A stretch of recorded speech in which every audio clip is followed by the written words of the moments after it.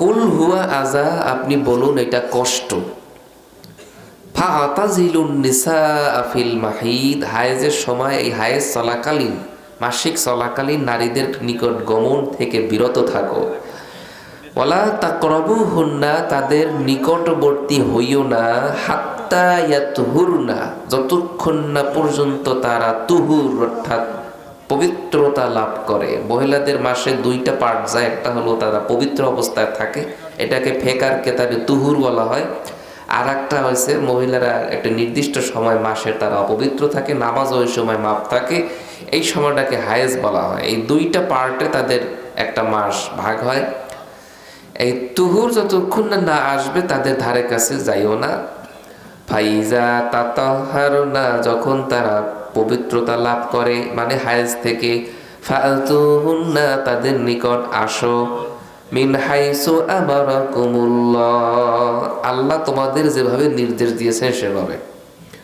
ইন্নাল্লাহা ইউহিব্বুত তাওয়াবিনা ওয়া ইউহিব্বুল মুতাতাহহিরিন, নিশ্চয়ই আল্লাহ তাআলা তওবাকারীদের ভালোবাসেন।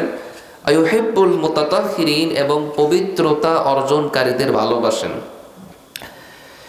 নিসাউকুম হারুসুল লাকুম, নারীগণ হচ্ছে তোমাদের শস্য ক্ষেত্র স্বরূপ। এই শস্য ক্ষেত্র কি, আমি তাফসীর দেখে আসছি, এটা হলো আমাদেরও পড়াইছে সন্তান, সন্তান হওয়ার ফসলের ক্ষেত্র আর কি, ওখান থেকে সন্তান হবে। সন্তান হওয়ার একটা মায়ের পেটটা, গর্ভটা, ওইটা হচ্ছে সন্তান হওয়ার ফসলের মাঠ। যেমন আমাদের এখানে ফসলে যেরকম মাঠ হয়, এখানে লাগাইতে হয়, ফসল হবে। পাথরের উপরে লাগাইলে হয় না, মরুভূমিতে লাগাই দেখছে হয় না, কিন্তু ফসলের একটা নির্দিষ্ট মাঠ আছে, সেখানে লাগাইতে হয়। হ্যাঁ, ওইভাবে মহিলারা হচ্ছে তোমাদের সন্তান প্রজননের, সন্তান প্রোডাকশনের একটা ফসলের ক্ষেত। ফাআতু হারুসাকুম, তোমরা তোমাদের এই ফসল, তোমাদের এই ফসলের নিকট তোমরা যাও, আন্না শিইতুম, যেমন তোমরা চাও। ওয়াকাদ্দিমু লিআনফুসিকুম, আর নিজেদের জন্য ভালো কিছু আগে পাঠাইয়া রাখো, অর্থাৎ মৃত্যুর পরে যে জীবন আছে, এই জীবনের জন্য আগেটাকে কিছু পাঠাইয়া রাখো, পরকালে এসে আফসোস করলে আর কোনো কাজ হবে না। অত্তাকুল্লাহ, আল্লাহকে ভয় করো। আলামু, আর জেনে রাখো, আন্নাকুম মুলাকু, অবশ্যই তোমরা তার সাথে সাক্ষাৎ করবে। অবাশশিরিল মুমিনিন, মুমিনদের সুসংবাদ দান করুন। এই হলো আমরা সরল অনুবাদ শুনলাম, এরপরে আমরা ধীরে ধীরে বিস্তারিত যাব এবং কোরআন দিয়েই তাফসীর হবে। ওয়াসআলুনাকা আনিল মাহিদ, তারা আপনাকে হায়েজ সম্পর্কে জিজ্ঞাসা করে, মাহিজ সম্পর্কে জিজ্ঞাসা করে। আপনি বলে দেন কুল হুয়া আযা, এটা একটা কষ্টকর জিনিস। মহিলাদের জন্য এই যে কয়টা দিন তাদের পিরিয়ড যায়, তাদের খুব কষ্ট হয়। তাদের এতই কষ্ট হয় যে আল্লাহ তাআলা তাদের প্রতি ইহসান করছেন, নামাজ মাফ করে দিয়েছেন, সুবহানাল্লাহ। এতই তাদের কষ্ট হয় যে আল্লাহ তাআলা তাদের জন্য এত ইহসান করছেন যে নামাজ কি করে দিয়েছেন, মাফ করে দিয়েছেন। জীবনও আর কোনোদিন ওই নামাজ পড়া লাগবে না।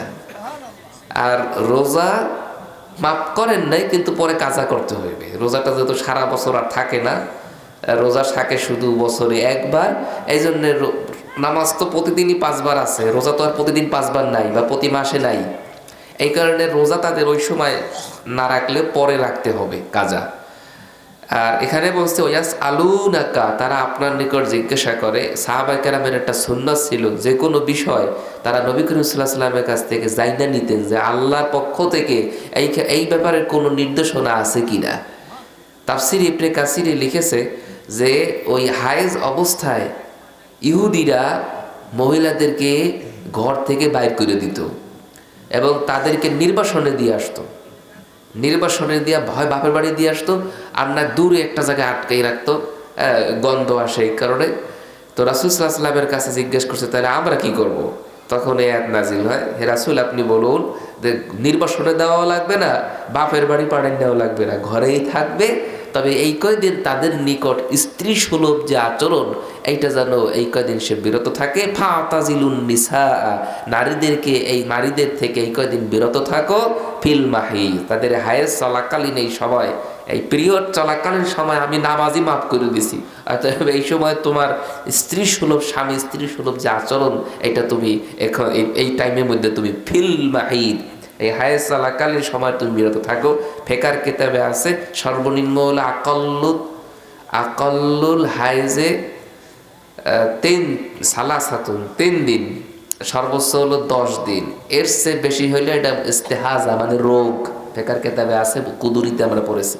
যদি 3 দিন হয় এটা স্বাভাবিক, এর চেয়ে 10 দিনও যদি হয় বাড়তে বাড়তে সেটাও স্বাভাবিক, কিন্তু 10-এর চেয়ে যদি বেশি হয়ে যায় তাহলে সেটা হলো রোগ, তখন আর হায়েজ ধরা হয় না, তখন সে ওই করে নামাজ পড়বে। ওয়ালা তাকরাবুহুন্না, তাদের নিকটবর্তী হয়েও না, এই কয়টা দিন তাদের নিকটবর্তী হয়েও না। যদি 10 দিন সে অসুস্থ থাকে, 10 দিন তার ধারের কাছে যাইবা না। এক বিছনায় ঘুমাইতে পারবে কিন্তু স্ত্রী সুলভ যে আচরণ এটা করতে পারবে না। হাত্তা ইয়াতুহুরনা, যতক্ষণ না পর্যন্ত তাদের তুহুর না আসে। তুহুর হইল মহিলাদের যে হায়েজ থাকে না যখন, এই সময়টাকে বলা হয় তুহুর। যখন হায়েজ থাকে চলে পিরিয়ড, এই সময়টাকে বলা হয় মাহিজ। আর যখন মাহিজ থাকে না, তাদের পিরিয়ড না চলে, এই সময়টাকে কোরআনের ভাষায় বলা হয়